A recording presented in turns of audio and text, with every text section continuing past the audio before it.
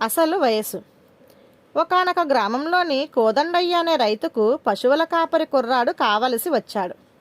ఆయన గ్రామంలోని దళారీ దానయ్యను పిలిచి సంగతి చెప్పి, పగలల్లా ఎండనక వాననక పశువులతో పాటు ఊరి పొలిమేరల్లో తిరగవలసి వస్తుంది కదా, 20 లోపు వయసువాణ్ణి చూడు అన్నాడు. దానయ్య తన సాయానికి గాను కోదండయ్య ఇచ్చిన 10 రూపాయలు రుండిన దోపుకుంటూ, ఈ మాత్రం నాకు తెలియదా, మంచి చురుకైన వాణ్ణి 15-17 మధ్య వయసు వాణ్ణి మీకు పనికి కుదురుస్తాను అన్నాడు. ఆ మర్నాడు కోదండయ్య దగ్గరకు ఒకడు వచ్చి దండం పెట్టి, బాబయ్య, నా పేరు వీరయ్య, దళారీ దానయ్య బాబు పంపగా వచ్చాను అన్నాడు. కోదండయ్య అతన్ని ఎగాదిగా చూసి, ఆ దానయ్యకు నేను చెప్పింది చిన్న కుర్రాన్ని పంపమని, 20 ఏళ్ల లోపు ఉన్నవాణ్ణి. నువ్వు చూడబోతే 25 ఏళ్ల వయసువాడిలా ఉన్నావు. ఊరి బయట తుమ్మల్లో తుప్పల్లో తలా ఒకదారిన పరిగెత్తే పశువుల్ని నువ్వేం దాయగలవు అన్నాడు.